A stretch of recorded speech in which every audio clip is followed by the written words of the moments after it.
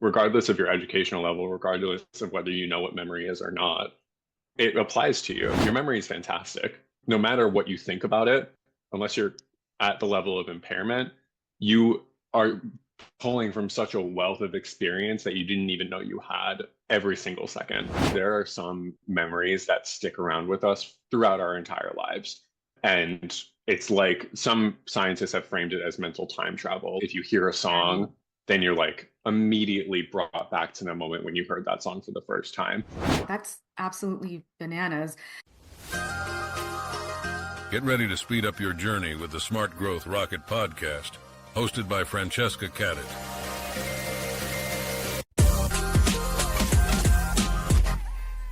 Hello, everyone. So today I'm so excited to welcome our guest, Matthew Dougherty, to today's episode. Matthew is a PhD candidate in the psychology department at the University of Toronto, supervised by Dr. Catherine Duncan. Matthew completed his undergraduate degree at the University of Pennsylvania, where he later worked as a research specialist and coordinator at the Computational Memory Lab, studying the role of various contextual states on episodic memory. Currently, he is interested in the intersection between encoding and retrieval states, the organization and reorganization of memories, as well as what neural activity can tell us about various internal and external elements of memory and attention. Welcome, Matthew. Thank you so much. What a great introduction.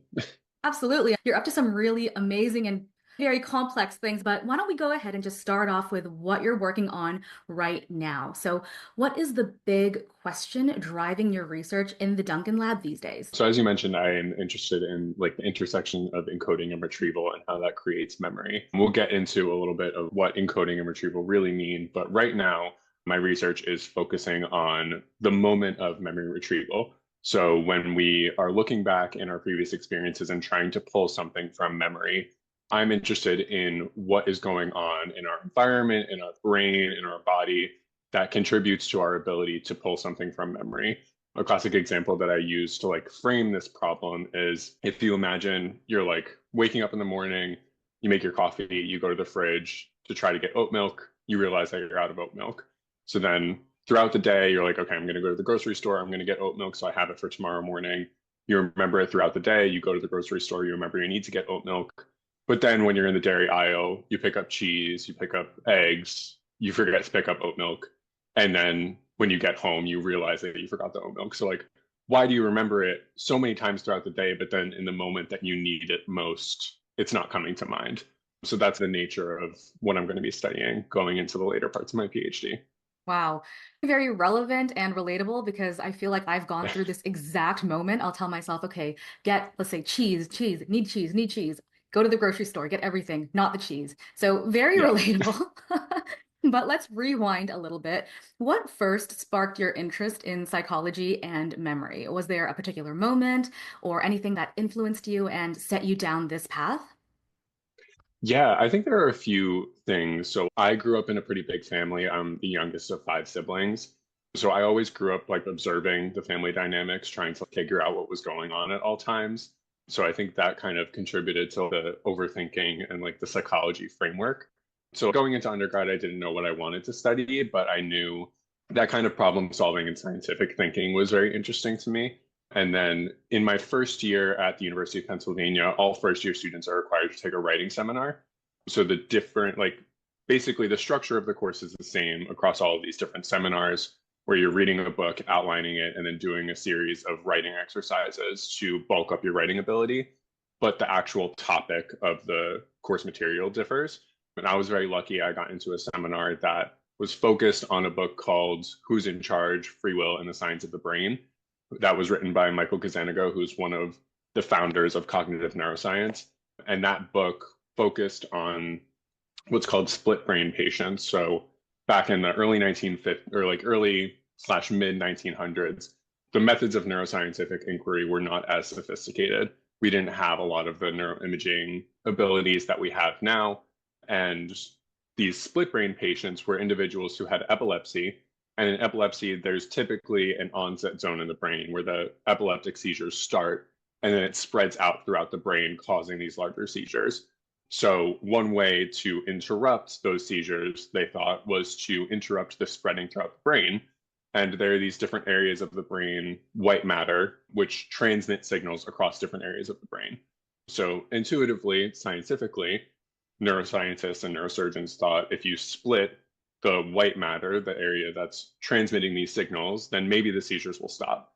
And they did. So they split this like large area of white matter that connects the two hemispheres of the brain, the left and the right part of the brain, in a series of patients. Their epilepsy was definitely improved, but a series of different cognitive manifestations came up that were very unexpected and had manifestations that were really hard to pinpoint. They weren't deficits in any way, but they're just a series of different lacks of connections between different processing in regions that would require those transmissions of signals. So the book was about more of a scientific review of those studies and how the field of cognitive neuroscience really came to be. So it was in this writing class that I really got involved in questioning cognitive neuroscience and kind of understanding what the field was about. So yeah, that was what set me on the path, and that's where I decided to pursue it. Wow, that's absolutely bananas. Yeah. We have lots of different listeners here. Some have more in-depth knowledge on the topic, and some are maybe more surface level. So, for those who have heard of memory encoding and retrieval, but maybe aren't deep in the field as you are, how would you explain these concepts in more plain terms? And why is their relationship so important to understanding how memory works? I think within science and outside of science, we tend to get fancy with the terms in a way that's not always necessary, but happens. So encoding typically just refers to learning. And I think it's called encoding rather than learning because encoding can be something that is conscious, like when you're studying something, or unconscious, like you see a bird pass through your field of vision and you remember that you saw a bird, but you didn't really like study it. So that refers to encoding generally, like bringing in information from outside of you to learn. And then retrieval refers to pulling information from your brain and from your past experiences to talk about memories, or just maybe that also is a conscious and an unconscious thing. You could be really trying to search through your memory, like in a test, and that's retrieval. Or if you are directing, like I walk to campus every day, but I don't consciously think of the route to campus, but unconsciously I'm retrieving the steps to take to get there. So that generally refers to retrieval. So yeah, basically learning is encoding, retrieval is pulling from your memory. Interesting. So let's say I'm driving and I've driven to the grocery store, for example, a million times before. Yeah, it's that whole story of I drove, I don't even know how I got there. I just ended up at the grocery store sort of thing because I had that route memorized more or less, and it's just automatic at some stage. So Mhm. is that under retrieval as well? Yeah, that would be retrieval. And it's very interesting. I'd say in my research, I like to focus a little bit more on the conscious element of retrieval when you're like really trying to pull something from your memory. But it's very interesting, like something about psychology in general is that we use our own experiences to inform what we want to study, whether that's good or bad. I think it's both in some ways, but when we have to really do some deep reflection to think about all of the unconscious processing that we do in a day and how much of that requires our learned and our consciously learned and unconsciously learned experiences. That's for sure. Memory can feel so abstract, right? So, how do you and your lab go about studying this in a concrete way? What kinds of tools or experiments do you use to see what's happening in the brain? Yeah, it's tough. I think that memory, as you said, is really broad, really complex, and it can feel a little bit difficult to really grasp onto anything in a way that feels like you can answer a question or even ask a specific question. If you ask a question of like, how does memory work? There are millions of questions that go on under there. So really, it's about a process of recognizing the limitations, recognizing the strengths of different tools that we have, and then recognizing your interests and what people have done in the field before you. Within this like broader field of cognitive neuroscience, there are a few different ways that you can image the brain. One of them is one that I typically work with called fMRI, functional MRI, which tracks blood flow to different areas of the brain. And there are really great benefits of fMRI in that you can look at the entire brain and what's going on and which areas of the brain require more blood flow, which would think you would think is more activity in those regions.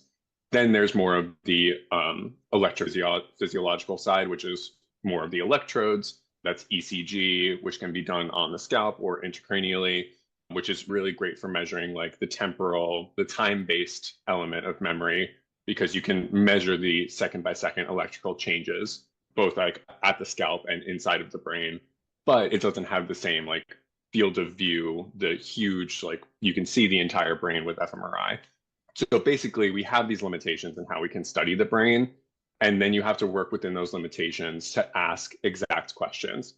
So if I really wanted to know what is going on in one particular region of the brain in response to one particular stimulus, like I really want to know when I see a bird, which area of the brain is accounting for that being a bird. That would be a great study for fMRI.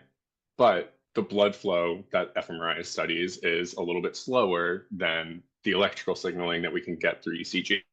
So if I wanted to know when I see a bird, how quickly am I recognizing that it's a bird, then that would be something more along the lines of ECG. So a lot of it has to do with the limitations of the field and then studying, okay, what have other people done? What have other people used in studying these things? And then within all of that, there's so much room for creative thinking and how you can frame your questions and how you can manipulate the experiments to get at different elements of a question. So yeah, it is a lot of reading that allows us to get these complex things into more concrete elements, and then a lot of looking at what other people have done. So speaking to your current interests, or just generally the interest that you have in terms of this field, so one of your interests is how memories get reorganized over time. So can you give us an example of what that looks like in real life, or how your research helps make sense of this process? Yeah.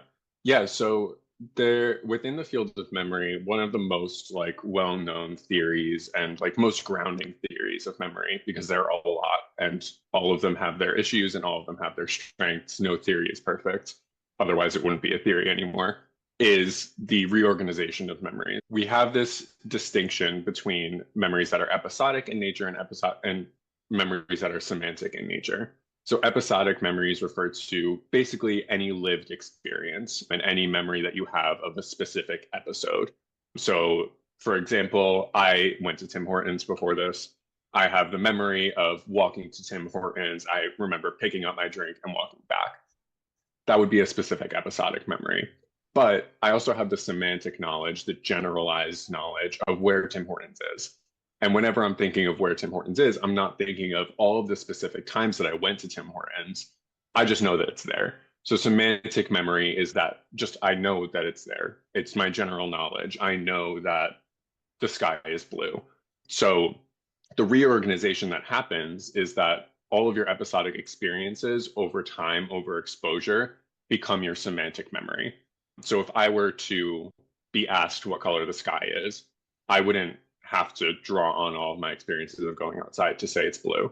But if somehow a toddler who had seen the sky only a couple times was able to understand what you're saying and answer this question, they would know, okay, I've seen the sky a few times. Sometimes it's been blue, sometimes it's been gray. At night, it's dark. So like they would be pulling from all of their different episodes. But as a toddler grows up, as they become an adult, all of those memories compile into the semantic memory. So that's how the reorganization typically is framed, but it also happens at very different time scales. So when you're sleeping, your memories get reorganized, and that happens at a neural level, like it's changing location in the brain. It's going from this structure known as the hippocampus to more of the cortex. I don't know if that means very much to people, but yeah, just like at different time scales, your memories are getting constantly reorganized.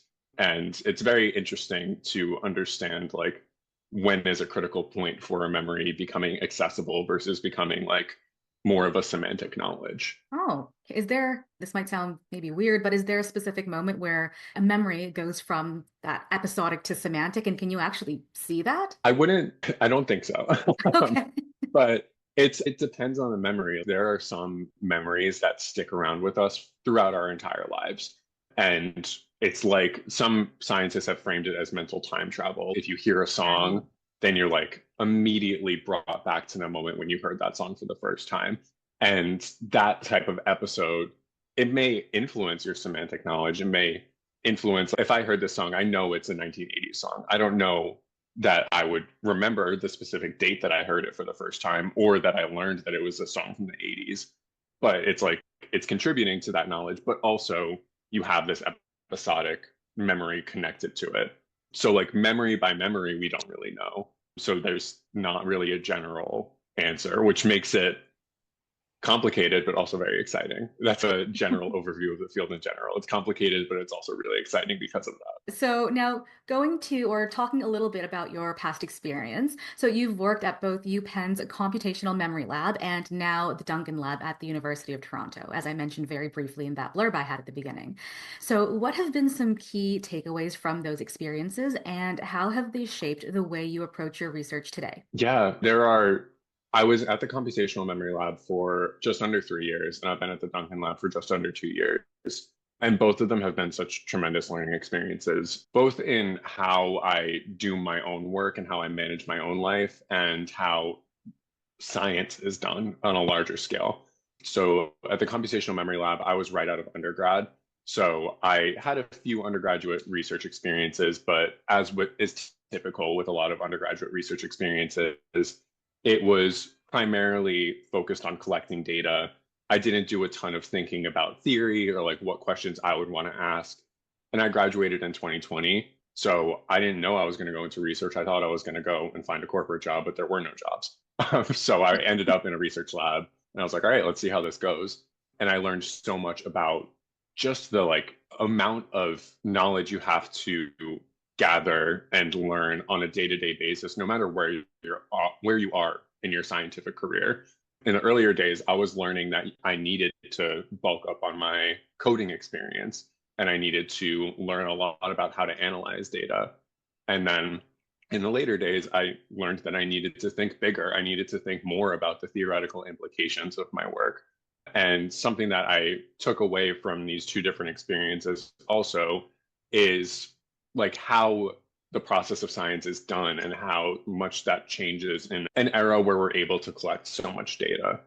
So I think typically the scientific process is explained as like you have a question about something, you form a hypothesis based on some information, and then you go and test that. And if you can find evidence for it or if you find evidence against it. And that's the simple breakdown of the scientific process. And there are really great benefits to framing research in that way. And that's where the Duncan Lab is at right now, of creating these really strong hypothetical questions about a specific memory process and doing some really rigorous design to get at those questions so that by the end of the data, you can say definitively, we found evidence for or against this thing. And that's one way of doing science. But in the computational memory lab that I was in, it was much more focused on collecting as much data as we could to then get at little questions along the way.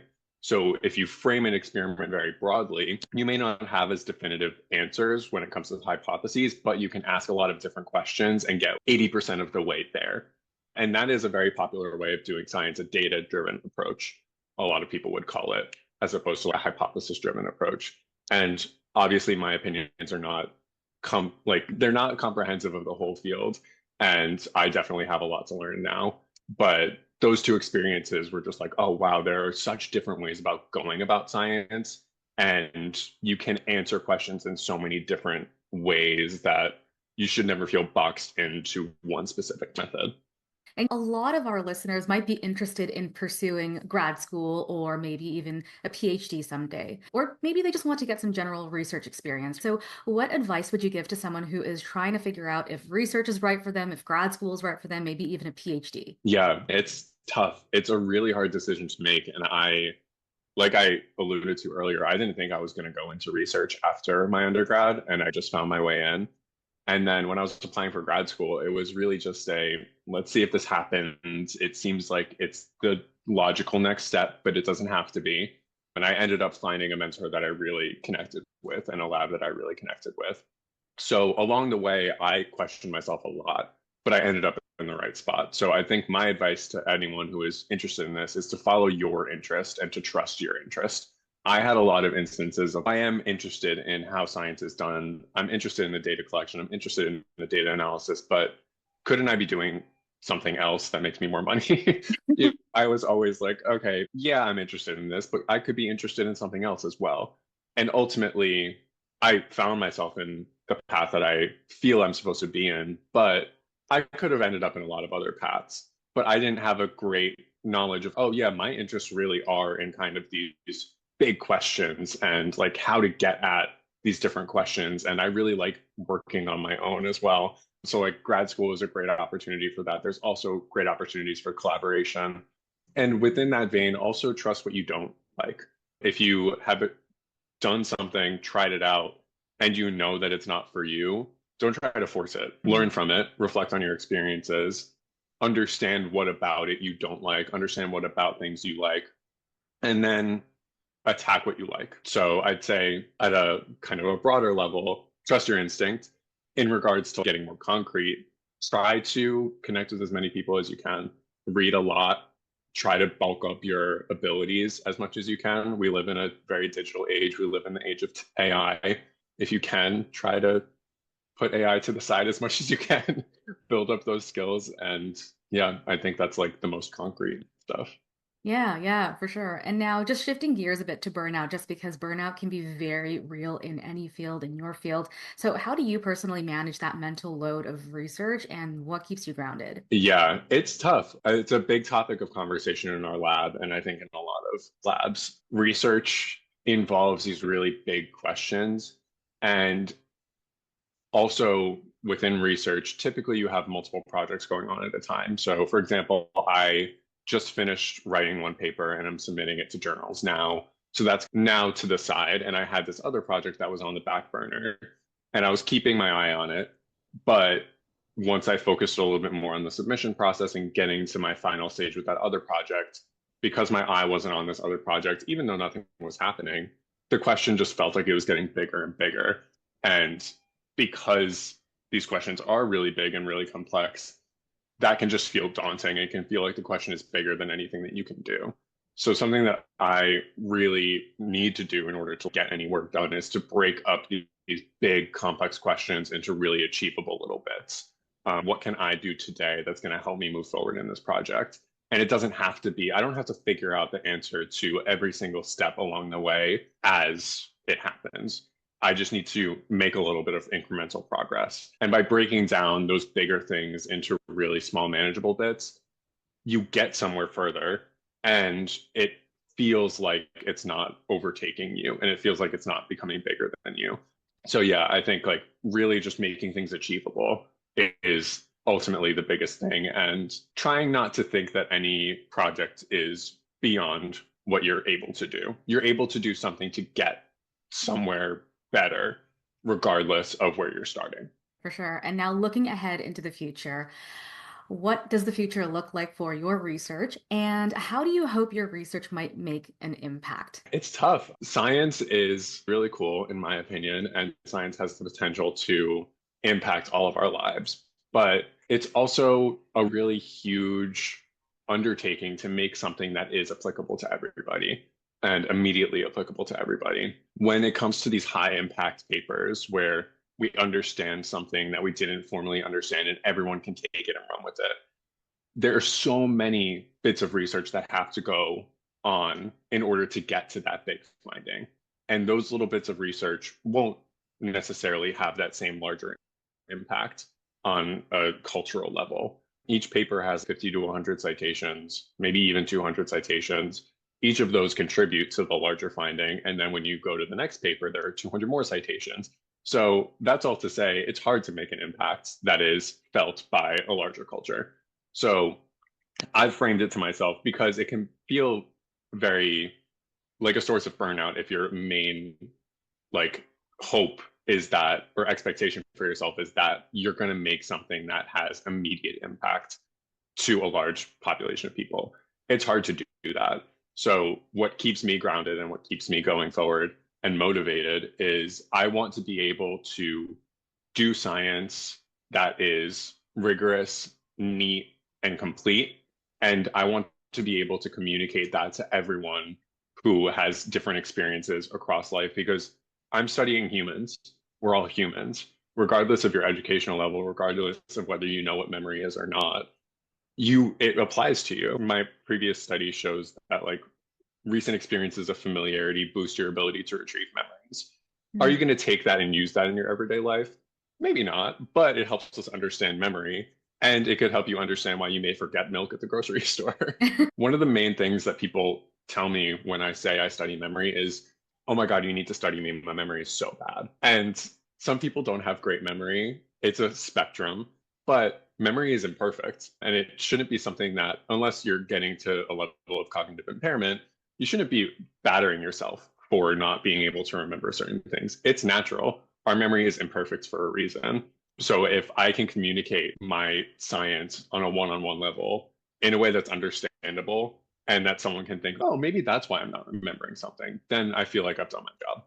Absolutely. And just having it be relevant or being able to explain what you do in a way that's relevant to that one person, even what you mentioned, like the milk, right? Why do you forget milk? And that's super important too. So I love your work and I think it's really exciting and really excited to see what you do next as well.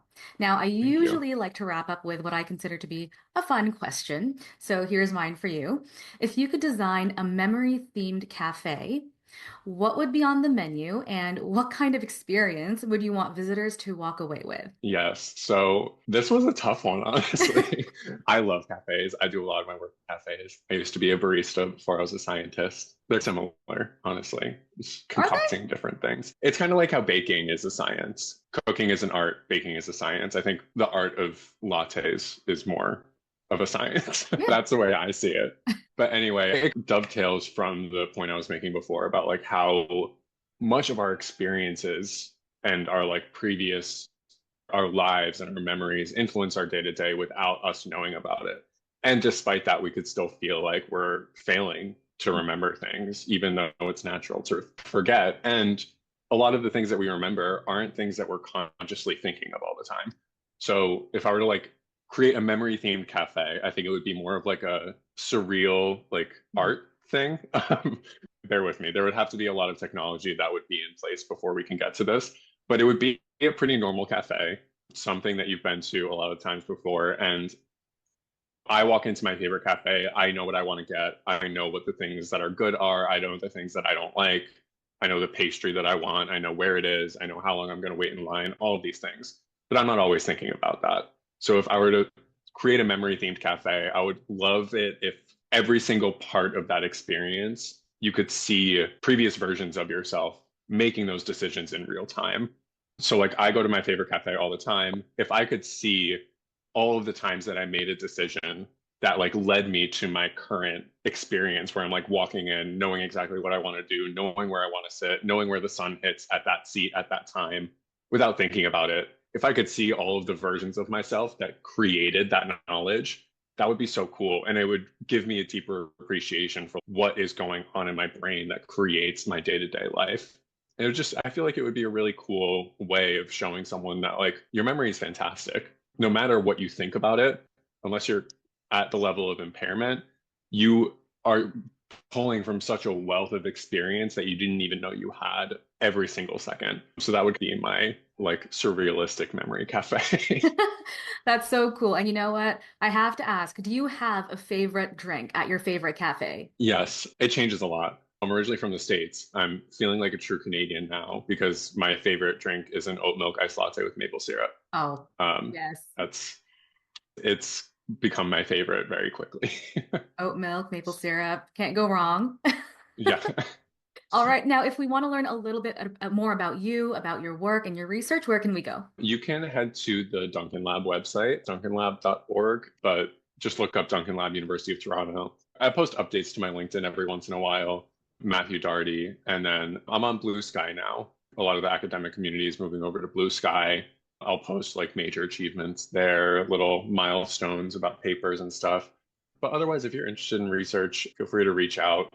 I can point people in directions that they may be interested in. All right, Matthew, it has been such a pleasure speaking with you today. Thank you so much for sharing your insights and loved that idea of that memory themed cafe. Maybe we'll see it downtown someday. But again, thank you Yeah, so much. It's been a pleasure. thank you so much.